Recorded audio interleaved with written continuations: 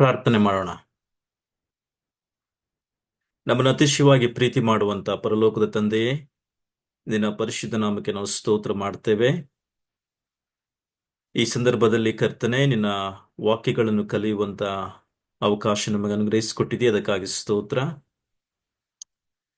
ನಮ್ಮೆಲ್ಲರ ಜೀವಿತದಲ್ಲಿ ನೀನು ಮಾಡಿರತಕ್ಕಂತ ಅದ್ಭುತಗಳಿಗಾಗಿ, ಮೇಲುಗಳಿಗಾಗಿ ನಾವು ನಿನ್ನನ್ನು ಸ್ತುತಿಸ್ತೇವೆ, ಕೊಂಡಾಡುತ್ತೇವೆ. ಕರ್ತನೆ, ಎಫೆಸ ಪತ್ರಿಕೆಯನ್ನು ನಾವು ಅಧ್ಯಯನ ಮಾಡ್ತಾ ಇರುವಾಗ ನಮ್ಮ ಸಂಗಡ ಮಾತನಾಡು, ನಮ್ಮನ್ನು ವಾಕ್ಯದಲ್ಲಿ ನಿಲ್ಲಿಸಬೇಕಾಗಿ, ನಿನ್ನ ಮುಂದೆ ಯೋಗ್ಯಕರವಾಗಿ ನಡ್ಕೊಳ್ಳಲು ಸಹಾಯ ಮಾಡಬೇಕಾಗಿ ನಾವು ಪ್ರಾರ್ಥಿಸ್ತಾ ಇದ್ದೇವೆ. ಈ ಮುಂದಿನ ವಾಕ್ಯ ಬೋಧನೆಯನ್ನು ಕರ್ತನೆ ನಾವು ನಿನಗೆ ಒಪ್ಪಿಸಿಕೊಡುತ್ತಾ ಯೇಸು ಕ್ರಿಸ್ತನ ಹೆಸರಿನಲ್ಲಿ ಬೇಡುತ್ತೇವೆ ನಮ್ಮ ತಂದೆಯೇ, ಆಮೆನ್. ಆಮೆನ್. ಆಲ್ರೈಟ್, ಮತ್ತೊಂದು ಆವರ್ತಿ ನಿಮ್ಮೆಲ್ಲರನ್ನು ನಮ್ಮ ಕರ್ತನು ರಕ್ಷಕನೂ ಆಗಿರುವ ಯೇಸು ಕ್ರಿಸ್ತನ ಹೆಸರಿನಲ್ಲಿ ನಾನು ವಂದಿಸ್ತಾ ಇದ್ದೇನೆ.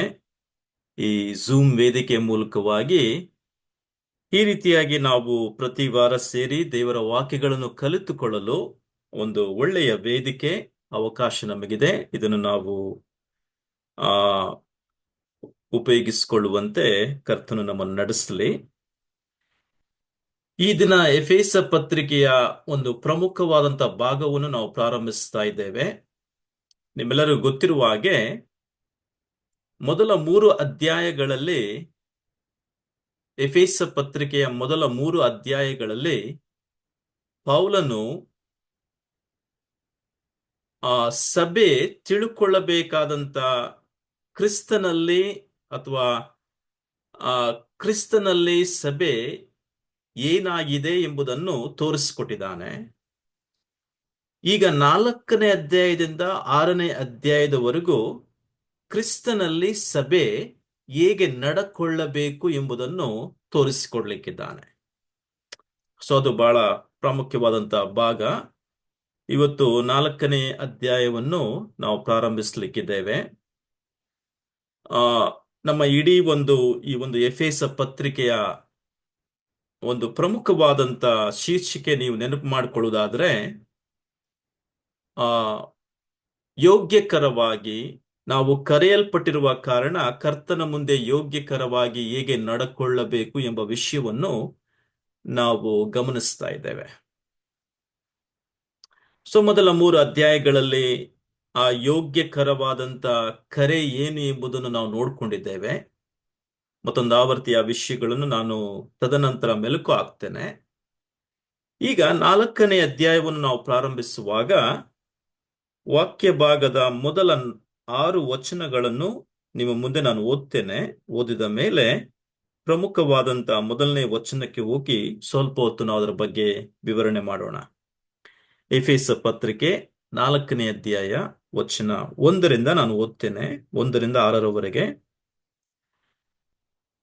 ನೀವು ದೇವರಿಂದ ಕರೆಯಲ್ಪಟ್ಟವರಾದ ಕಾರಣ ಯೋಗ್ಯರಾಗಿ ನಡೆದುಕೊಳ್ಳಬೇಕೆಂದು ಕರ್ತನ ಸೇವೆಯಲ್ಲಿ ಸೆರೆಯವನಾದ ನಾನು ನಿಮ್ಮನ್ನು ಪ್ರಬೋಧಿಸುತ್ತೇನೆ. ನೀವು ಪೂರ್ಣ ವಿನಯವುಳ್ಳವರು, ಸಾತ್ವಿಕತ್ವಗಳಿಂದಲೂ ಮತ್ತು ದೀರ್ಘ ಶಾಂತಿಯಿಂದಲೂ ಕೂಡಿದವರಾಗಿ ಪ್ರೀತಿಯಿಂದ ಒಬ್ಬರನ್ನೊಬ್ಬರು ಸಹಿಸಿಕೊಳ್ಳಿರಿ. ಸಮಾಧಾನವೆಂಬ ಬಂಧನದಿಂದ ಕಟ್ಟಲ್ಪಟ್ಟವರಾಗಿದ್ದು ಪವಿತ್ರಾತ್ಮನಿಂದ ಉಂಟಾಗುವ ಐಕ್ಯತೆಯನ್ನು ಕಾಪಾಡಿಕೊಳ್ಳುವುದಕ್ಕೆ ಆಸಕ್ತಿ ವಹಿಸಿರಿ. ಯಾಕೆಂದರೆ ನೀವೆಲ್ಲರೂ ಒಂದೇ ದೇಹಕ್ಕೆ ಸೇರಿದವರು, ಒಬ್ಬನೇ ಆತ್ಮನನ್ನು ಹೊಂದಿದವರು, ಒಂದೇ ಪದವಿಯನ್ನು ನಿರೀಕ್ಷಿಸುವುದಕ್ಕೆ ಕರೆಯಲ್ಪಟ್ಟವರು, ಮತ್ತೆ ನಮ್ಮೆಲ್ಲರಿಗೂ ಕರ್ತನೂ ಒಬ್ಬನೇ, ನಂಬಿಕೆಯೂ ಒಂದೇ ಅಥವಾ ಭರವಸೆಯೂ ಒಂದೇ, ಸ್ನಾನ ದೀಕ್ಷೆ ಅಥವಾ ದೀಕ್ಷಾ ಸ್ನಾನವೂ ಕೂಡ ಒಂದೇ, ಎಲ್ಲರಿಗೂ ತಂದೆಯಾಗಿರುವ ದೇವರು ಕೂಡ ಒಬ್ಬನೇ. ಸೊ ಆತನು ಎಲ್ಲರ ಮೇಲಿರುವವನು, ಎಲ್ಲರ ಮುಖಾಂತರ ಕಾರ್ಯ ನಡೆಸುವವನು ಮತ್ತು ಎಲ್ಲರಲ್ಲಿ ವಾಸಿಸುವವನು ಆಗಿದ್ದಾನೆ. ಇದಕ್ಕೆ ಅನುಗುಣವಾಗಿ ನಾವು ಇನ್ನೊಂದು ವಾಕ್ಯ ಭಾಗ ನಾವು ಓದೋಣ. ಇದೇ ರೋಮಾಪುರದವರಿಗೆ ಬರೆದ ಪತ್ರಿಕೆಗೆ ಬನ್ನಿ. ರೋಮಾಪುರದವರಿಗೆ ಬರೆದ ಆ ಪತ್ರಿಕೆ 12ನೇ ಅಧ್ಯಾಯಕ್ಕೆ ನಾವು ಹೋಗೋಣ. ಅಲ್ಲಿ ಪ್ರಮುಖವಾಗಿ ಪೌಲ ನಮಗೆ ತಿಳಿಸ್ತಾ ಇದ್ದಾನೆ 3ನೇ ವಚನದಿಂದ. ರೋಮ 12 3ನೇ ವಚನದಿಂದ ನಾನು ಓದ್ತೇನೆ. ದೇವರು ನಮಗೆ ಕೃಪೆ ಮಾಡಿದ ಸೇವೆಯನ್ನು ನಡೆಸಿ ನಮ್ಮಲ್ಲಿ ಒಬ್ಬೊಬ್ಬನಿಗೂ ಹೇಳುವುದೇನೆಂದರೆ, ಯಾರು ತನ್ನ ಯೋಗ್ಯತೆಗೆ ಮೀರಿ ತನ್ನನ್ನು ಭಾವಿಸಿಕೊಳ್ಳದೆ ದೇವರು ಒಬ್ಬೊಬ್ಬನಿಗೆ ಎಂತೆಂಥ ವಿಶ್ವಾಸ ಬಲವನ್ನು ಕೊಟ್ಟನೋ, ಅಂದ್ರೆ ಆ ಒಂದು ನಾವೇನಂತೀವಿ ಅಂದ್ರೆ ಸ್ಪಿರಿಚುವಲ್ ಗಿಫ್ಟ್ಸ್, ಆತ್ಮೀಕ ವರಗಳನ್ನು ಯಾರ್ಯಾರಿಗೆ ಎಂತೆಂಥ ವಿಶ್ವಾಸ ಬಲವನ್ನು ಕೊಟ್ಟಿದ್ದಾನೋ ಅದಕ್ಕೆ ತಕ್ಕ ಹಾಗೆ ನ್ಯಾಯವಾದ ಅಭಿಪ್ರಾಯದಿಂದ ತನ್ನನ್ನು ಭಾವಿಸಿಕೊಳ್ಳಬೇಕು. ಯಾಕೆಂದರೆ ನಮಗೆ ಒಂದೇ ದೇಹದಲ್ಲಿ ಬಹಳ ಅಂಗಗಳಿರಲಾಗಿ ಎಲ್ಲಾ ಅಂಗಗಳಿಗೆ ಹೇಗೆ ಒಂದೇ ಕೆಲಸ ಇರುವುದಿಲ್ಲವೋ ಹಾಗೆಯೇ ನಾವೆಲ್ಲರೂ ಒಟ್ಟಾಗಿ ಕ್ರಿಸ್ತನಲ್ಲಿ ಒಂದೇ ದೇಹವಾಗಿದ್ದು ಒಬ್ಬೊಬ್ಬರಾಗಿ ಪರಸ್ಪರ ಅಂಗಗಳಾಗಿದ್ದೇವೆ. ಮತ್ತು ದೇವರು ನಮಗೆ ಕೃಪೆ ಮಾಡಿದ ಪ್ರಕಾರ ನಾವು ಬೇರೆ ಬೇರೆ ವರಗಳನ್ನು ಹೊಂದಿದ್ದೇವೆ. ಹೊಂದಿದ ವರವು ಅದು ಬೇರೆ ಬೇರೆ ವರಗಳನ್ನು ಇಲ್ಲಿ ಪೌಲ ತಿಳಿಸ್ತಾ ಹೋಗ್ತಾನೆ. ಸೊ ಆದ ಕಾರಣ ಇಲ್ಲಿ ಕೂಡ ಪೌಲನು ಐಕ್ಯತೆ ಬಗ್ಗೆ ಮಾತನಾಡ್ತಾ ಇದ್ದಾನೆ. ಇದಕ್ಕೆ ಅನುಗುಣವಾಗಿ ಇನ್ನೊಂದು ವಾಕ್ಯ ಭಾಗ ಫಿಲಿಪ್ಪಿ ಪತ್ರಿಕೆಗೆ ನಾವು ಬರೋಣ. ಈ ವಾಕ್ಯಗಳನ್ನು ಓದಿದ ಮೇಲೆ ನಾನು ನಿಮಗೆ ಇದರ ಎಫೆಸ ಪತ್ರಿಕೆಯ 3ನೇ ಅಧ್ಯಾಯದ ವಿವರಣೆಗೆ ನಾವು ಹೋಗೋಣ.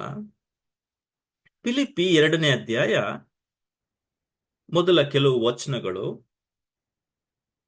ಗಮನಿಸಿ. ಇಲ್ಲಿ ಎರಡನೇ ಅಧ್ಯಾಯ ವಚನ 1ರಿಂದ ಓದ್ತೇನೆ. ಕ್ರಿಸ್ತನಿಂದ ಉತ್ತೇಜನ, ಕ್ರಿಸ್ತನಿಂದ ಪ್ರೀತಿಯ ಪ್ರೇರಣೆ ಮತ್ತು ಪವಿತ್ರಾತ್ಮನ ಅನ್ಯೂನ್ಯತೆ, ಕಾರುಣ್ಯ, ದಯಾರಸಗಳು ಉಂಟಾಗುವುದಾದರೆ ನೀವು ಐಕಮತ್ಯ ಉಳ್ಳವರಾಗಿದ್ದು ಅಥವಾ ಐಕ್ಯತೆ ಉಳ್ಳವರಾಗಿದ್ದು ನನ್ನ ಸಂತೋಷವನ್ನು ಪರಿಪೂರ್ಣ ಮಾಡಿರಿ.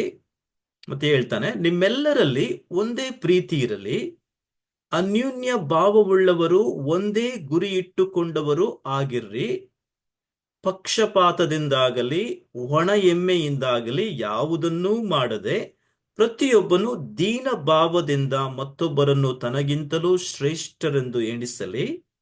ಸೊ ನಮ್ಮಲ್ಲಿ ಪ್ರತಿಯೊಬ್ಬನು ಸ್ವಹಿತವನ್ನು ಮಾತ್ರ ನೋಡದೆ ಪರಹಿತವನ್ನು ಕೂಡ ಸಹ ನೋಡ್ಲಿ. ಯಾಕೆಂದ್ರೆ ಕ್ರಿಸ್ತ ಯೇಸುವಿನಲ್ಲಿ ಇದ್ದಂತ ಈ ಮನಸ್ಸು ನಿಮ್ಮಲ್ಲಿಯೂ ಇರಲಿ. ಅಂದ್ರೆ ಐಕ್ಯತೆಯ, ದೀನ ಭಾವದ ಒಂದು ಮನಸ್ಸು. ಇಲ್ಲಿ ಪೌಲ ಇಲ್ಲಿ ಈ ವಿಷಯಗಳನ್ನು ನಮಗೆ ತಿಳಿಸ್ತಾ ಇದ್ದಾನೆ. ಈಗ ಎಫೆಸ ಪತ್ರಿಕೆಗೆ ನಾವು ಹೋಗೋಣ. ಎಫೆಸ ಪತ್ರಿಕೆಯ 4ನೇ ಅಧ್ಯಾಯಕ್ಕೆ ನೀವು ಬನ್ನಿ.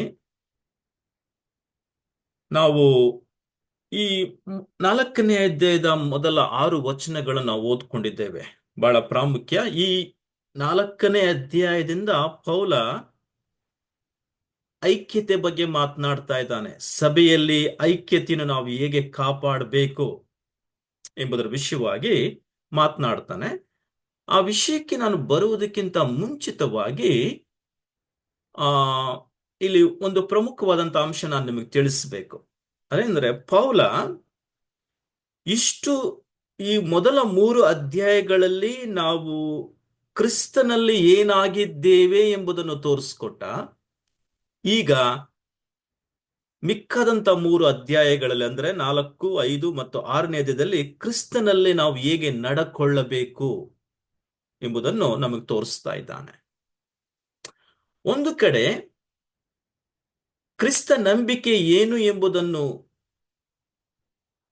ಸ್ಥಾಪಿಸಿದ 3 ಅಧ್ಯಾಯಗಳಲ್ಲಿ, ಈಗ ಮಿಕ್ಕಾದಂತ 3 ಅಧ್ಯಾಯಗಳಲ್ಲಿ ಆ ಕ್ರಿಸ್ತ ನಂಬಿಕೆಯಲ್ಲಿ ನಾವು ಹೇಗೆ ನಡ್ಕೊಳ್ಳಬೇಕು ಎಂಬುದನ್ನು ತೋರಿಸ್ಕೊಡ್ತಾ ಇದ್ದಾನೆ. ಪೌಲನ ಎಲ್ಲಾ ಪತ್ರಿಕೆಗಳನ್ನು ನೀವು ಅಧ್ಯಯನ ಮಾಡಿದ್ರೆ, ಸುಮಾರು ಹೊಸ ಒಡಂಬಡಿಕೆಯ 13 ಪತ್ರಿಕೆಗಳನ್ನು ನೀವು ಅಧ್ಯಯನ ಮಾಡಿದ್ರೆ, ಪೌಲನ ಒಂದು ಶ್ರೇಷ್ಠವಾದಂತ ರೀತಿ ಯಾವ ರೀತಿಯಾಗಿ ಅವನು ಹೇಳ್ತಾನೆ ಅಂದ್ರೆ, ಮೊದಲು ನಂಬಿಕೆಯನ್ನು ತೋರಿಸ್ಕೊಡ್ತಾನೆ. ಅದಾದ ಮೇಲೆ ಆ ನಂಬಿಕೆಗೆ ಆಧಾರಗೊಂಡವರಾಗಿ ನಾವು ಹೇಗೆ ನಡ್ಕೊಳ್ಳಬೇಕು ಎಂಬುದನ್ನು ಕೂಡ ತೋರಿಸ್ಕೊಡ್ತಾನೆ. ಕೇವಲ ತಿಳುಕೊಳ್ಳುವುದು ಮಾತ್ರ ಅವಶ್ಯವಲ್ಲ, ತಿಳುಕೊಳ್ಳುವುದು ಬಹಳ ಅವಶ್ಯ. ನಾವು ಏನಾಗಿದ್ದೇವೆ ಕ್ರಿಸ್ತನಲ್ಲಿ ಎಂಬುದು ತಿಳುಕೊಳ್ಳುವುದು ಬಹಳ ಅವಶ್ಯ. ಆದರೆ ತಿಳುಕೊಂಡ ಮೇಲೆ ಆ ಒಂದು ನಡವಳಿಕೆಯಲ್ಲಿ, ನಮ್ಮ ಕ್ರಿಸ್ತ ನಂಬಿಕೆಯ ನಡವಳಿಕೆಯಲ್ಲಿ ನಾವು ತಿಳುಕೊಂಡದ್ದನ್ನು ಅಳವಡಿಸಿಕೊಳ್ಳುವಂಥದ್ದು ಬಹಳ ಪ್ರಾಮುಖ್ಯ. ಆದ ಕಾರಣ ಕ್ರೈಸ್ತಿಯ ಜೀವಿತ ಕೇವಲ ಒಂದು ಜ್ಞಾನದ ಮೇಲೆ ಮಾತ್ರ ಆಧಾರಗೊಂಡಿಲ್ಲ. ತಿಳುಕೊಂಡಿದ್ದನ್ನು, ಆ ಜ್ಞಾನವನ್ನು ನಾವು ವಿವೇಕದ ಕಡೆಗೆ, ಕಾರ್ಯರೂಪದ ಕಡೆಗೆ ನಾವು ತರಬೇಕಾಗಿದೆ. ಸೊ ಒಂದು ಕಡೆ ಸರಿಯಾದಂತ ನಂಬಿಕೆ ಏನೆಂಬುದನ್ನು ತಿಳುಕೊಳ್ಳುವಂಥದ್ದು ಅವಶ್ಯ. ಇನ್ನೊಂದು ಕಡೆ ಆ ತಿಳುಕೊಂಡಂತ ಸರಿಯಾದಂತ ನಂಬಿಕೆಯನ್ನು ಕಾರ್ಯರೂಪಕ್ಕೆ, ನಮ್ಮ ದೈನಂದಿನ ಜೀವಿತದಲ್ಲಿ ಕಾರ್ಯರೂಪಕ್ಕೆ ಹೇಗೆ ತರುವುದು ಎಂಬುದು ಬಹಳ ಪ್ರಾಮುಖ್ಯವಾಗಿರುತ್ತದೆ. ಸೊ ಈ ವಿಷಯಗಳನ್ನು ಪೌಲ ಈ 4ನೇ ಅಧ್ಯಾಯದಿಂದ ನಾವು ಹೇಗೆ ಕ್ರೈಸ್ತಿಯ ಜೀವಿತದಲ್ಲಿ ಕಾರ್ಯರೂಪಕ್ಕೆ ಇವುಗಳನ್ನು ತರಬಹುದು ಎಂಬುದಾಗಿ ನಮಗೆ ಕಲಿಸ್ಕೊಡ್ತಾನೆ. ಈಗ ಪ್ರಮುಖವಾಗಿ ನಾವು ಕ್ರೈಸ್ತಿಯ ಜೀವಿತವನ್ನು ಆಲೋಚಿಸುವುದಾದ್ರೆ, ಆ ಹೊಸ ಒಡಂಬಡಿಕೆಯಲ್ಲಿ ಅನೇಕ ರೂಪಕಗಳು ನಮ್ಮ ಮುಂದೆ ಬರ್ತವೆ. ಅಂದ್ರೆ ಕ್ರೈಸ್ತಿಯ ಜೀವಿತವನ್ನು ವಿವರಿಸುವುದಕ್ಕೋಸ್ಕರವಾಗಿ ಅನೇಕ ರೂಪಕಗಳನ್ನು ಬರಹಗಾರರು ಉಪಯೋಗಿಸ್ತಾರೆ. ಅಂದ್ರೆ ಅದನ್ನು ವಿವರಿಸುವುದಕ್ಕೋಸ್ಕರವಾಗಿ, ಕ್ರೈಸ್ತಿಯ ಜೀವಿತ ಏನು ಎಂಬುದನ್ನು ವಿವರಿಸುವುದಕ್ಕೋಸ್ಕರವಾಗಿ. ಒಂದು ಪ್ರಮುಖವಾದಂತ ರೂಪಕ ಯಾವುದಂದ್ರೆ, ಕ್ರೈಸ್ತಿಯ ಜೀವಿತವನ್ನು ಒಂದು ಒಂದು ಪ್ರಯಾಣಕ್ಕೆ, ಅಥವಾ ಈ ಲೋಕದಲ್ಲಿ ನಾವು ಕೇವಲ ಪರದೇಶಸ್ಥರಾಗಿದ್ದೇವೆ, ಪ್ರವಾಸಿಗಳಾಗಿದ್ದೇವೆ, ಪ್ರಯಾಣದಲ್ಲಿ ಇದ್ದೇವೆ ಎಂಬುದನ್ನು ಒಂದು ಕಡೆ ಅದನ್ನು ನಾವು ನೋಡ್ತೇವೆ. ವಿಶೇಷವಾಗಿ ನೀವು ಮೊದಲನೇ ಪೇತ್ರ 1ನೇ ಅಧ್ಯಾಯ 17ನೇ ವಚನ ನೀವು ಗಮನಿಸಿ. ಈ ವಿಷಯಗಳು ನಾನು ನಿಮಗೆ ತೋರಿಸ್ಕೊಟ್ಟು ಮುಂದಿನ ಸಂಗತಿಗಳಿಗೆ ಹೋಗ್ತೇನೆ. ಅಲ್ಲಿ ಪೇತ್ರ ಹೇಳ್ತಾನೆ, 17ನೇ ವಚನ, ಮೊದಲನೇ ಪೇತ್ರ 1:17, ಪ್ರತಿಯೊಬ್ಬ ಇಲ್ಲಿ ನಾವು ನೋಡ್ತೇವೆ, ಪ್ರತಿಯೊಬ್ಬನ ಕೆಲಸವನ್ನು ನೋಡಿ ಪಕ್ಷಪಾತವಿಲ್ಲದೆ ತೀರ್ಪು ಮಾಡುವಾತನನ್ನು ನೀವು ತಂದೆ ಎಂದು ಕರೆಯುವರಾಗಿ ಈ ಲೋಕದಲ್ಲಿ, ಇಲ್ಲಿ ಗಮನಿಸಿ, ಈ ಲೋಕದಲ್ಲಿ ನಿಮ್ಮ ಪ್ರವಾಸ ಕಾಲವನ್ನು ಭಯಭಕ್ತಿಯುಳ್ಳವರಾಗಿ ಕಳೆಯಿರಿ. ಸೊ ನಾವು ಪ್ರವಾಸದಲ್ಲಿದ್ದೇವೆ, ಪ್ರಯಾಣದಲ್ಲಿದ್ದೇವೆ. ಈ ಪ್ರವಾಸ ಕಾಲವನ್ನು ನಾವು ಹೇಗೆ ನಡ್ಕೊಳ್ಳುತ್ತಾ ಇದ್ದೇವೆ? ಸೊ ಇಲ್ಲಿ ಪೇತ್ರ ನಮ್ಮ ಕ್ರೈಸ್ತಿಯ ಜೀವಿತವನ್ನು ಒಂದು ಪ್ರವಾಸ ಕಾಲಕ್ಕೆ ಹೋಲಿಕೆ ಮಾಡಿ ನಮಗೆ ತೋರಿಸ್ಕೊಡ್ತಾನೆ. ಅದೇ ಪೇತ್ರ 2ನೇ ಅಧ್ಯಾಯ ನೋಡಿ, ಮೊದಲನೇ ಪೇತ್ರ 2ನೇ ಅಧ್ಯಾಯ 11ನೇ ವಚನ ನೀವು ಅಲ್ಲಿ ಗಮನಿಸಿದ್ರೆ, 2ನೇ ಅಧ್ಯಾಯ 11ನೇ ವಚನ ಅಲ್ಲಿ ಮತ್ತೆ ಪೇತ್ರ ಹೇಳ್ತಾನೆ, ನಿಮ್ಮ ನಡವಳಿಕೆಯು ಅನ್ಯ ಜನರ ಮಧ್ಯದಲ್ಲಿ ಯೋಗ್ಯವಾಗಿರಲಿ, ಆಗ ಅವರು ಯಾವ ವಿಷಯದಲ್ಲಿ ನಿಮ್ಮನ್ನು ಅಕ್ರಮಗಾರರೆಂದು ನಿಂದಿಸುತ್ತಾರೋ ಅದೇ ವಿಷಯದಲ್ಲಿ ನಿಮ್ಮ ಸತ್ಕ್ರಿಯೆಗಳನ್ನು ಕಣ್ಣಾರೆಕೊಂಡು ವಿಚಾರಣೆಯಿಂದ ದೇವರನ್ನು ಕೊಂಡಾಡುತ್ತಾರೆ. ಸೊ ಇಲ್ಲಿ ಯೋಗ್ಯರಾಗಿ, ಅಂದ್ರೆ 11ನೇ ವಚನ ಗಮನಿಸಿ, ಅಲ್ಲಿ ಪ್ರವಾಸಿಗಳು, ಪರದೇಶಸ್ಥರು ಆಗಿರುವ ನೀವು ಎಂಬುದಾಗಿ ಪೇತ್ರ ಅಲ್ಲಿ ಪ್ರಾರಂಭ ಮಾಡ್ತಾನೆ. ಅಂದ್ರೆ ಈ ಲೋಕದಲ್ಲಿ ನಮ್ಮ ಜೀವಿತ ಪ್ರವಾಸಿ, ಅಂದ್ರೆ ಕ್ರೈಸ್ತಿಯ ಜೀವಿತ ಒಂದು ಪ್ರವಾಸಕ್ಕೆ ಹೋಲಿಕೆಯಾಗಿದೆ ಎಂಬುದಾಗಿ ಒಂದು ಕಡೆ ಹೊಸ ಒಡಂಬಡಿಕೆ ಅದನ್ನು ನಮಗೆ ರೂಪಕವಾಗಿ ತೋರಿಸ್ಕೊಡ್ತದೆ. ಇನ್ನೊಂದು ಕಡೆ ನೀವು ನೋಡಿದ್ರೆ, ಈ ಕ್ರೈಸ್ತಿಯ ಜೀವಿತ ಎಂಬತಕ್ಕಂಥದ್ದು ಒಂದು ಓಟ, ಅಂದ್ರೆ ಓಡುವಂತ ಓಟಕ್ಕೆ ಕೂಡ ಹೋಲಿಕೆಯಾಗಿದೆ ಎಂಬುದನ್ನು ಕೂಡ ನಾವು ಚೆನ್ನಾಗಿ ಗಮನಿಸಬಹುದು. ಇಬ್ರಿಯ ಪತ್ರಿಕೆಗೆ ನೀವು ಬನ್ನಿ. ಇಬ್ರಿಯ ಪತ್ರಿಕೆ ಬಹಳ ಅದ್ಭುತವಾಗಿ ಗ್ರಂಥಕರ್ತನು 12ನೇ ಅಧ್ಯಾಯದಲ್ಲಿ ಈ ರೀತಿಯಾಗಿ ಹೇಳ್ತಾನೆ. ಇಬ್ರಿಯ ಪತ್ರಿಕೆ 12ನೇ ಅಧ್ಯಾಯ ಮೊದಲ 2 ವಚನಗಳನ್ನು ನಾನು ನಿಮ್ಮ ಮುಂದೆ ಓದ್ತೇನೆ. 12ನೇ ಅಧ್ಯಾಯ ಮೊದಲ 2 ವಚನಗಳು ನೀವು ಗಮನಿಸಿ ಅಲ್ಲಿ. ಆದ ಕಾರಣ ಇಷ್ಟು ಮಂದಿ ಸಾಕ್ಷಿಯವರು ಮೇಘದೋಪಾದಿಯಲ್ಲಿ ನಮ್ಮ ಸುತ್ತಲೂ ಇದ್ದಾರೆ. ಅಂದ್ರೆ ನಮಗಿಂತ ಹಿಂದೆ ಗತಿಸಿ ಹೋದಂತ ವಿಶ್ವಾಸಿಗಳು. ಆದ ಕಾರಣ ನಮಗೆ ಅಭ್ಯಂತರ ಮಾಡುವ ಎಲ್ಲಾ ಭಾರವನ್ನು, ಹತ್ತಿಕೊಳ್ಳುವ ಪ್ರತಿಯೊಂದು ಪಾಪವನ್ನು ನಾವು ಪಕ್ಕಕ್ಕೆ ತೆಗೆದಿಡಬೇಕಾಗಿದೆ. ಈಗ ನಂಬಿಕೆಯನ್ನು ಹುಟ್ಟಿಸುವವನು, ಪೂರೈಸುವವನು ಆಗಿರುವ ಯೇಸುವಿನ ಮೇಲೆ ದೃಷ್ಟಿ ಇಟ್ಟು, ಇಲ್ಲಿ ನೋಡಿ ಚೆನ್ನಾಗಿ, ನಮಗೆ ನೇಮಕವಾದ ಓಟ. ಕ್ರೈಸ್ತಿಯ ಜೀವಿತ ಒಂದು ಓಟಕ್ಕೆ ರೂಪಕವಾಗಿದೆ, ಹೋಲಿಕೆಯಾಗಿದೆ. ಇಲ್ಲಿ ಗ್ರಂಥಕರ್ತ ಹೇಳ್ತಾನೆ, ನಮಗೆ ನೇಮಕವಾದ ಓಟವನ್ನು ನಾವು ಹೇಗೆ ಓಡಬೇಕು? ಸ್ಥಿರಚಿತ್ತದಿಂದ ಓಡೋಣ. ಇದು ಬಹಳ ಪ್ರಾಮುಖ್ಯ. ಕ್ರೈಸ್ತಿಯ ಜೀವಿತ ಕೇವಲ ಪ್ರವಾಸಕ್ಕೆ ಮಾತ್ರ ಹೋಲಿಕೆಯಾಗಿಲ್ಲ. ಪ್ರವಾಸದಲ್ಲಿ ನಮಗೊಂದು ಡೆಸ್ಟಿನೇಷನ್ ಇದೆ, ನಮಗೊಂದು ಸ್ಥಳ. ಆ ಸ್ಥಳವನ್ನು ನಾವು ಮುಟ್ಟುವವರೆಗೂ ಬಹಳ ಸ್ಥಿರಚಿತ್ತರಾಗಿ ನಾವು ಪ್ರಯಾಣ ಮಾಡ್ತಾ ಇರ್ತೇವೆ. ಆದ್ರೆ ಓಟದಲ್ಲಿ ಆ ಸ್ಥಿರಚಿತ್ತತೆಯನ್ನು ಕಾಪಾಡಿಕೊಳ್ಳುವಂಥದ್ದು ಬಹಳ ಪ್ರಾಮುಖ್ಯವಾಗಿದೆ ಎಂಬುದನ್ನು ಈ ಕೆಲವೊಂದು ಕಡೆ ಕ್ರೈಸ್ತಿಯ ಜೀವಿತವನ್ನು ಓಟಕ್ಕೂ ಕೂಡ ಹೋಲಿಕೆ ಮಾಡ್ತಾರೆ. ಪೌಲನು ಕೂಡ ಓಟದ ಬಗ್ಗೆ ಮಾತನಾಡ್ತಾನೆ. ನೀವು ಗಮನಿಸಿ, ಮೊದಲನೇ ಕೋರಿಂಥ 9ನೇ ಅಧ್ಯಾಯಕ್ಕೆ ನಾವು ಹೋಗೋಣ. ಪೌಲ ಅಲ್ಲಿ ಬಹಳ ಸ್ಪಷ್ಟವಾಗಿ ನಮಗೆ ಕ್ರೈಸ್ತಿಯ ಜೀವಿತ ಹೇಗೆ ಓಟವಾಗಿದೆ ಎಂಬುದನ್ನು ನಮಗೆ ಅಲ್ಲಿ ತೋರಿಸ್ಕೊಡ್ತಾನೆ. 9ನೇ ಅಧ್ಯಾಯ 24ನೇ ವಚನ ಅಲ್ಲಿ ಗಮನಿಸಿ. ಪೌಲ ಹೇಳ್ತಾನೆ, ರಂಗಸ್ಥಾನದಲ್ಲಿ ಎಂಬ ಪದ ಇಲ್ಲಿ ಉಪಯೋಗಿಸ್ತಾನೆ. ರಂಗಸ್ಥಾನ ಅಂದ್ರೆ ಓಟದ ಒಂದು ನಾವು ಒಲಿಂಪಿಕ್ ಎಂಬುದಾಗಿ ಹೇಳ್ತೀವಲ್ಲ, ಓಟದ ಒಂದು ಸ್ಥಳ. ಸೊ ರಂಗಸ್ಥಾನದಲ್ಲಿ ಓಡುವುದಕ್ಕೆ ಗೊತ್ತಾದವರೆಲ್ಲರೂ ಓಡುತ್ತಾರಾದರೂ ಒಬ್ಬನು ಮಾತ್ರ ಬಿರುದನ್ನು ಹೊಂದುತ್ತಾನೆ ಎಂಬುದಾಗಿ ನಮಗೆ ತಿಳಿದಿದೆ. ಅದರಂತೆ ನೀವು ಬಿರುದನ್ನು ಪಡಕೊಳ್ಳಬೇಕೆಂತಲೇ ಓಡಿರಿ. ಅದರಲ್ಲಿ ಹೋರಾಡುವವರೆಲ್ಲರೂ ಅಥವಾ ಓಡುವವರೆಲ್ಲರೂ ಎಲ್ಲಾ ವಿಷಯಗಳಲ್ಲಿ ಮಿತವಾಗಿರುತ್ತಾರೆ. ಅವರು ಬಾಡಿ ಹೋಗುವ ಮಾಲಿಕೆಯನ್ನು ಹೊಂದುವುದಕ್ಕೋಸ್ಕರವಾಗಿ ಸಾಧನೆ ಮಾಡ್ತಾರೆ. ಅಂದ್ರೆ ಈ ಲೋಕದಲ್ಲಿ ಮನುಷ್ಯ ಸಾಧಿಸುವಂತ ಪ್ರತಿಯೊಂದು ಸಾಧನೆಗಳು ಒಂದು ದಿನ ಅವೆಲ್ಲವೂ ಬಾಡಿ ಹೋಗುತ್ತೆ. ಬಾಡಿ ಹೋಗುವಂತ ಜಯಮಾಲೆಗಳಿಗಾಗಿ ನಾವು ಪ್ರಯಾಸ ಪಡ್ತಾ ಇರ್ತೇವೆ.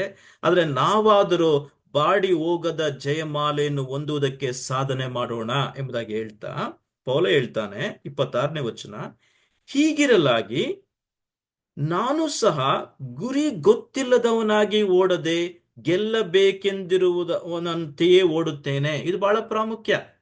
ಕ್ರೈಸ್ತಿಯ ಜೀವಿತವನ್ನು ಯಾಕೆ ಈ ಹೊಸ ಒಡಂಬಡಿಕೆಯ ಬರಹಗಾರರು ಓಟಕ್ಕೆ ಹೋಲಿಕೆ ಮಾಡ್ತಾ ಇದ್ದಾರೆ ಅಥವಾ ಓಟದ ರೂಪಕವನ್ನು ನಮಗೆ ತಿಳಿಸ್ತಾ ಇದ್ದಾರೆ ಎಂಬುದಾಗಿ ಯೋಚನೆ ಮಾಡುವಾಗ, ಗುರಿ ಗೊತ್ತು ಇಲ್ಲದವರಾಗಿ ನಾವು ಓಡಬಾರದು.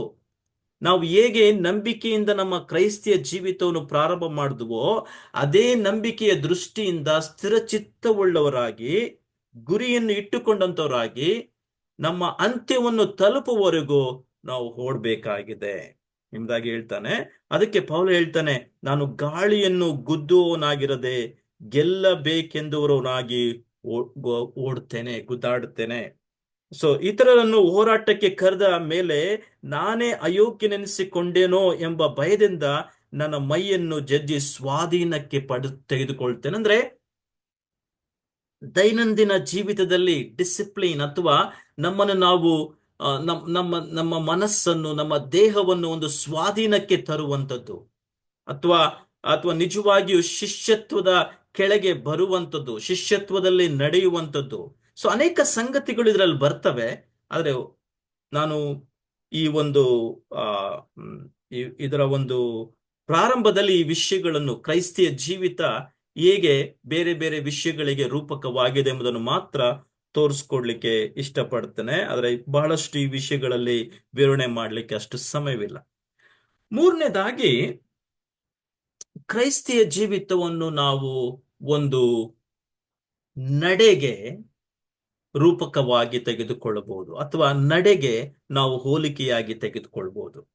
ನಡೆ ಇದು ಕೇವಲ ಒಂದು ಪ್ರಯಾಣ ಅಷ್ಟೇ ಅಲ್ಲ, ಇದು ಕೇವಲ ಒಂದು ಓಟ, ನಂಬಿಕೆಯ ಓಟ ಅಷ್ಟೇ ಅಲ್ಲ, ಇದು ಒಂದು ನಡೆ ಎಂಬುದನ್ನು ಕೂಡ ನಾನು ನಿಮಗೆ ತೋರಿಸ್ಕೊಡ್ಲಿಕ್ಕೆ ಇಷ್ಟಪಡ್ತೇನೆ. ವಿಶೇಷವಾಗಿ ಈ ನಡೆ ಎಂಬ ಪದವನ್ನು ನಾವು ತೆಗೆದುಕೊಂಡು ಎಫೆಸ ಪತ್ರಿಕೆಯ 4, 5 ಮತ್ತು 6ನೇ ಅಧ್ಯಾಯವನ್ನು ನಾವು ಆ ಒಂದು ವಿವರಣೆಗಳನ್ನು ಕೇಳುತ್ತಾ ಅರ್ಥ ಮಾಡಿಕೊಳ್ಳಲಿಕ್ಕೆ ಪ್ರಯತ್ನ ಮಾಡೋಣ.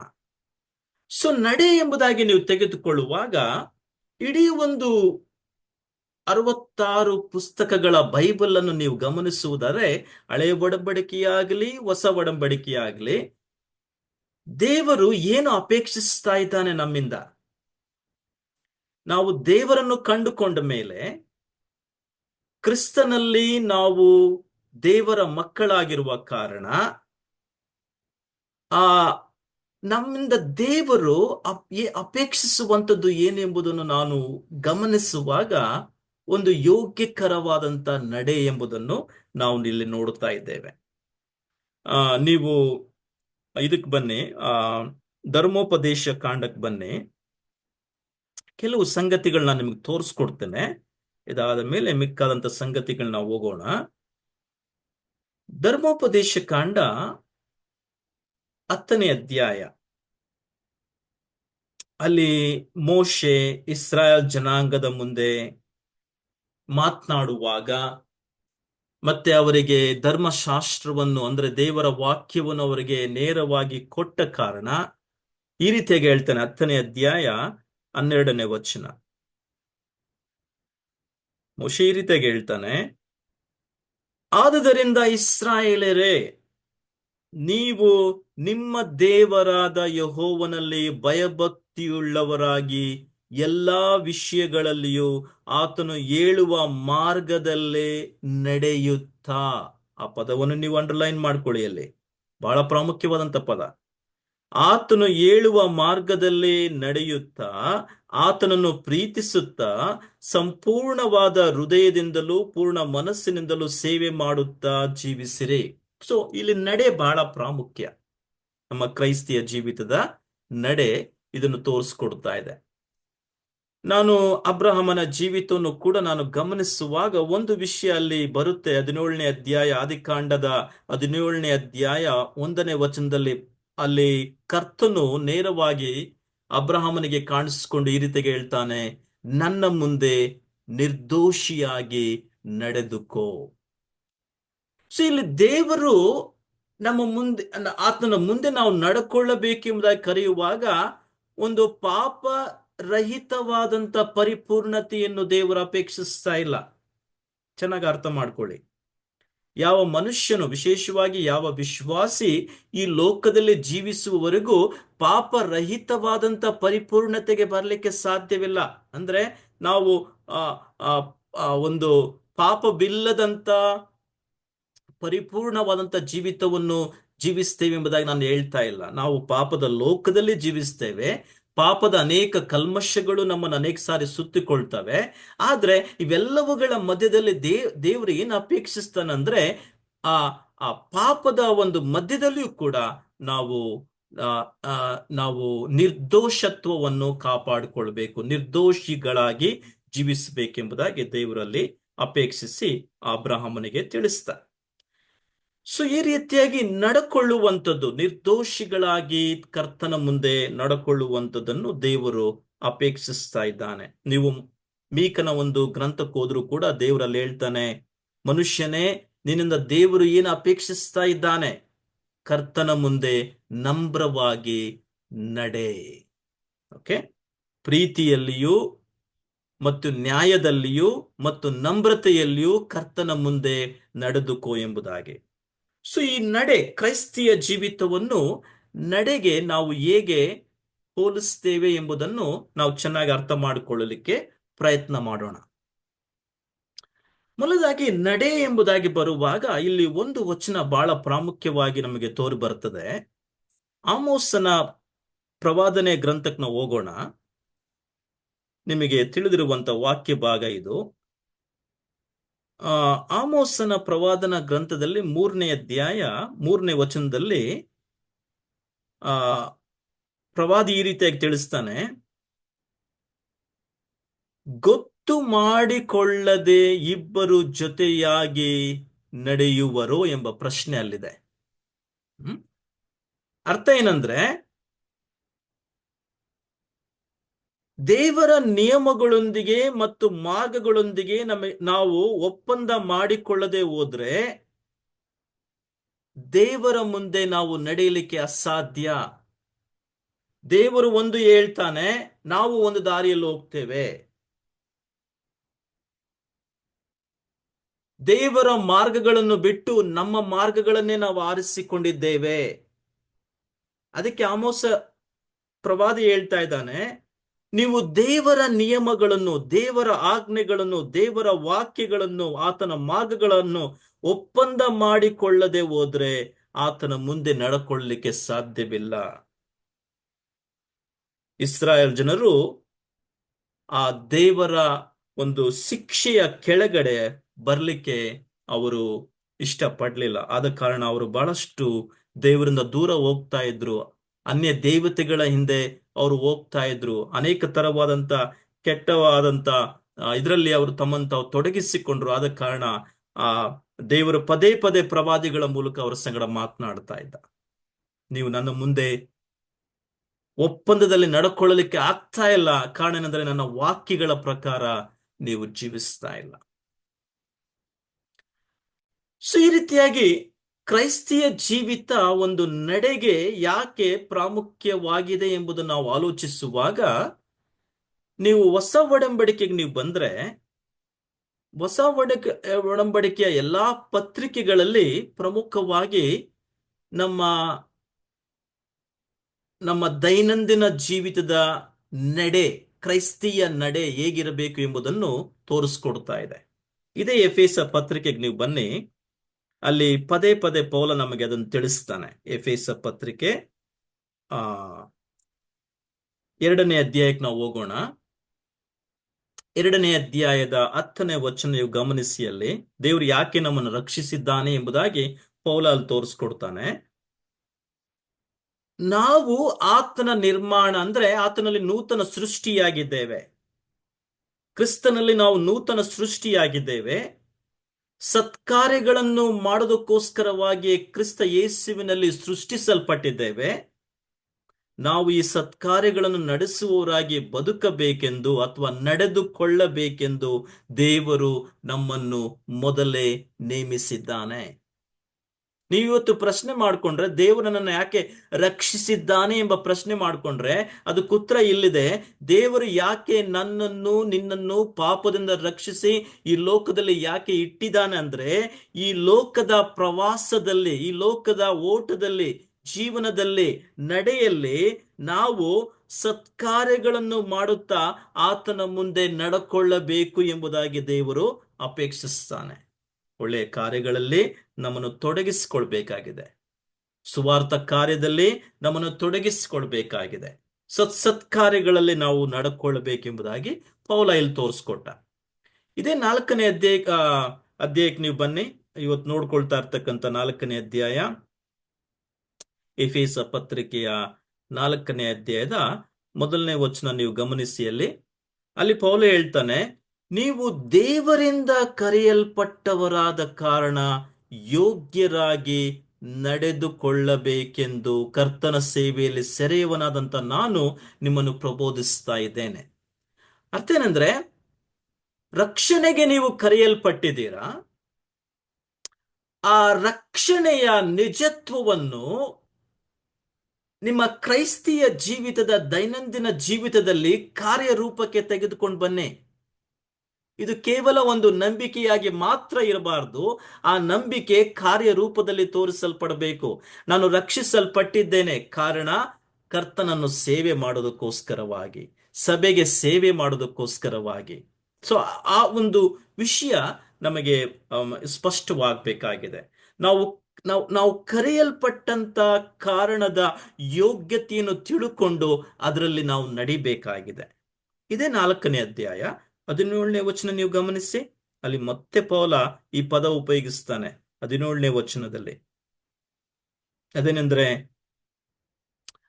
ಆದುದರಿಂದ ಅನ್ಯ ಜನರು ನಡಕೊಳ್ಳುವ ಪ್ರಕಾರ ನೀವು ಇನ್ನು ಮೇಲೆ ನಡೆದುಕೊಳ್ಳಬಾರದೆಂದು ಕರ್ತನಲ್ಲಿರುವವನಾಗಿ ನಿಮ್ಮನ್ನು ಖಂಡಿತವಾಗಿ ಹೇಳುತ್ತೆ. ಅಂದ್ರೆ ನಮ್ಮ ಕ್ರೈಸ್ತಿಯ ಜೀವಿತದ ನಡವಳಿಕೆಯ ಬಗ್ಗೆ ಪೌಲ ಇಲ್ಲಿ ಮಾತನಾಡ್ತಾ ಇದ್ದಾನೆ. ನೀವು ಈಗ ಒಂದು ದಿನ ಅನ್ಯ ಜನರಾಗಿದ್ದಿರಿ, ಅನ್ಯ ಜನರಂತೆ ಯೋಚಿಸ್ತಾ ಇದ್ರಿ, ಅನ್ಯ ಜನರಂತೆ ನೀವೆಲ್ಲ ಕಾರ್ಯಗಳಲ್ಲಿ ತೊಡಗಿಸಿಕೊಂಡಿದ್ರಿ. ಆದ್ರೆ ಈಗ ಕ್ರಿಸ್ತನಲ್ಲಿ ನೂತನ ಸೃಷ್ಟಿಗಳಾಗಿದ್ದೀರಾ, ದೇವರಿಗೆ ಸಂಬಂಧಪಟ್ಟವರಾಗಿದ್ದೀರಾ. ಆದ ಕಾರಣ ನೀವು ಅನ್ಯ ಜನರ ಸ್ವಭಾವಗಳನ್ನು ಬಿಟ್ಟು ಬಿಡಬೇಕಾಗಿದೆ. ಅವರ ಮಾತು, ಅವರ ಆಲೋಚನೆ, ಅವರ ಸ್ವಭಾವ, ಅವರ ಭಾವಗಳು ಇವೆಲ್ಲವುಗಳನ್ನು ನೀವು ತ್ಯಜಿಸಬೇಕಾಗಿದೆ. ನೂತನ ಉಳ್ಳವರಾಗಿ ನಡೆದುಕೊಳ್ಬೇಕಾಗಿದೆ. ಈ ಪದ ಮತ್ತೆ 17ನೇ ವಚನದಲ್ಲಿ ಉಪಯೋಗಿಸ್ತಾನೆ. ಮತ್ತೆ 5ನೇ ಅಧ್ಯಾಯಕ್ಕೆ ನೀವು ಬರುವಾಗ ಅಲ್ಲಿ ಕೂಡ ಇದೇ ಪದ ವಾಕಿಂಗ್ ಅಥವಾ ನಡಕೊಳ್ಳುವಂತ ಎಂಬ ಪದವನ್ನು ಪೌಲ ಮತ್ತೆ ಅಲ್ಲಿ ನಮಗೆ ಉಪಯೋಗಿಸ್ತಾ ಅಲ್ಲಿ ನಾವು ನೋಡ್ಲಿಕ್ಕಿದ್ದೇವೆ. ನೋಡಿ ಅಲ್ಲಿ 5ನೇ ಅಧ್ಯಾಯದ 2ನೇ ವಚನ. ಕ್ರಿಸ್ತನು ನಮ್ಮನ್ನು ಪ್ರೀತಿಸಿ ನಮ್ಮೆಲ್ಲರಿಗೋಸ್ಕರ ತನ್ನನ್ನು ದೇವರಿಗೆ ಸುಗಂಧ ವಾಸನೆಯ ಕಾಣಿಕೆಯನ್ನಾಗಿ ಯಜ್ಞವನ್ನಾಗಿ ಸಮರ್ಪಿಸಿದ ಪ್ರಕಾರ ನೀವು ಪ್ರೀತಿಯಲ್ಲಿ ನಡೆದುಕೊಳ್ಳಿರಿ. ಸೊ ಮತ್ತೆ ನಡೆ ಬಗ್ಗೆ ಇಲ್ಲಿ ಮಾತನಾಡ್ತಾ ಇದ್ದಾನೆ. 5ನೇ ಅಧ್ಯಾಯ 8ನೇ ವಚನ ನೀವು ಗಮನಿಸಿ. ನೀವು ಇಂದಿನ ಕಾಲದಲ್ಲಿ ಕತ್ತಲೆಯಾಗಿದ್ದೀರಿ, ಆದ್ರೆ ಈಗ ಕ್ರಿಸ್ತ ಯೇಸುವಿನಲ್ಲಿದ್ದು ಬೆಳಕಾಗಿದ್ದೀರಿ. ಸೊ ಬೆಳಕಿನವರಂತೆ ನಡೆದುಕೊಳ್ಳಿರಿ. ಮತ್ತೆ ನಡೆ ಎಂಬ ಪದ ಅಲ್ಲಿ ಉಪಯೋಗಿಸ್ತಾ ಇದ್ದಾನೆ. ಬೆಳಕಿನವರಂತೆ ನಡೆದುಕೊಳ್ಳ್ರಿ. ನೀವು ಒಂದು ದಿನ ಕತ್ತಲೆಯಲ್ಲಿದ್ರಿ, ಆದ್ರೆ ಈಗ ಬೆಳಕಿನವರ ಆಗಿರುವ ಕಾರಣ ಬೆಳಕಿನವರಂತೆ ನಡೆದುಕೊಳ್ಳಿರಿ ಎಂಬುದಾಗಿ. ಇದೇ 5ನೇ ಅಧ್ಯಾಯ 15ನೇ ವಚನ ನೀವು ಗಮನಿಸಿ. ಅಲ್ಲಿ ಮತ್ತೆ ಪೌಲ ಅಲ್ಲಿ ಉಪಯೋಗಿಸ್ತಾ ಇದ್ದಾನೆ ಎಫೆಸ ಪತ್ರಿಕೆಯಲ್ಲಿ. ಆದ ಕಾರಣ ನೀವು ನಡೆಕೊಳ್ಳುವ ರೀತಿಯನ್ನು ಕುರಿತು ಚೆನ್ನಾಗಿ ನೋಡಿಕೊಳ್ಳಿರಿ. ಅನ್ಯ ಜನರಂತೆ ನಾವು ಆ ಹಳೆ ಸ್ವಭಾವಗಳಲ್ಲಿ ನಾವು ಜೀವಿಸುವಂಥದ್ದಲ್ಲ. ನಡ್ಕೊಳ್ಳುವ ರೀತಿಯನ್ನು ಕುರಿತು ಚೆನ್ನಾಗಿ ನೋಡಿಕೊಳ್ಳಿರಿ. ಜ್ಞಾನವಿಲ್ಲದವರಾಗಿರದೆ ಜ್ಞಾನವಂತವರಾಗಿರ್ರಿ ಎಂಬುದಾಗಿ ಈ ಅನೇಕ ಸಂಗತಿಗಳನ್ನು ನಮಗೆ ತಿಳಿಸ್ತಾನೆ. ಕಾಲಕ್ರಮೇಣ ಈ ಎಲ್ಲ ವಾಕ್ಯ ಭಾಗಗಳು ನಾವು ತೆಗೆದುಕೊಂಡು ಅಧ್ಯಯನ ಮಾಡ್ಲಿಕ್ಕಿದ್ದೇವೆ. ಆದ್ರೆ ನಡೆ ಎಂಬುದಾಗಿ ಪೌಲ ಇಲ್ಲಿ ಉಪಯೋಗಿಸುವಾಗ, ಅವನೆಲ್ಲಾ ಪತ್ರಿಕೆಗಳಲ್ಲಿ ಉಪಯೋಗಿಸುವಾಗ ಅರ್ಥ ಏನಂದ್ರೆ ನಮ್ಮ ಕ್ರೈಸ್ತಿಯ ಜೀವಿತದ ನಡವಳಿಕೆ. ನಮ್ಮ ಕ್ರೈಸ್ತಿಯ ಜೀವಿತದ ನಡವಳಿಕೆಯಲ್ಲಿ ನಾವು ಹೇಗೆ ಜೀವಿಸಬೇಕಾಗಿದೆ, ಹೇಗೆ ವ್ಯತ್ಯಾಸವುಳ್ಳವರಾಗಿ ಜೀವಿಸಬೇಕಾಗಿದೆ ಎಂಬುದನ್ನು ಅದು ನಮಗೆ ತೋರಿಸ್ಕೊಡ್ತಾ ಇದೆ. ಮುಂದಿನ ಭಾಗದಲ್ಲಿ ನಾವು ಮತ್ತೆ ಸೇರಿ ಬರುವಾಗ ಈ ಸಂಗತಿಗಳನ್ನು ತೆಗೆದುಕೊಂಡು ಮತ್ತೆ ಮಾತನಾಡೋಣ. ನಮ್ಮ ನಡವಳಿಕೆ ಹೇಗೆ ದೇವರು ಅಪೇಕ್ಷಿಸ್ತಾನೆ, ಹೇಗೆ ಯೋಗ್ಯರಾಗಿ ಈ ಲೋಕದಲ್ಲಿ ನಾವು ಜೀವಿಸಬೇಕೆಂಬ ಸಂಗತಿಗಳನ್ನು ಮತ್ತೆ ತೆಗೆದುಕೊಂಡು ನಾವು ಮಾತನಾಡೋಣ. ಇಲ್ಲಿಗೆ ನಾನು ಇಲ್ಲಿ ಮುಗಿಸ್ತೇನೆ. ಈ ಸಂಗತಿಗಳು ನೀವು ಅವಲೋಕನ ಮಾಡ್ರಿ. ದೇವರು ಈ ವಾಕ್ಯಗಳ ಮೂಲಕವಾಗಿ ನಿಮ್ಮನ್ನು ಆಶೀರ್ವಾದ ಮಾಡಲಿ. ಮತ್ತೆ ನಾವು ಪ್ರಾರ್ಥನೆಗೆ ಸೇರಿ ಬರಲಿಕ್ಕೆ ಪ್ರಯತ್ನ ಮಾಡೋಣ. Thank you.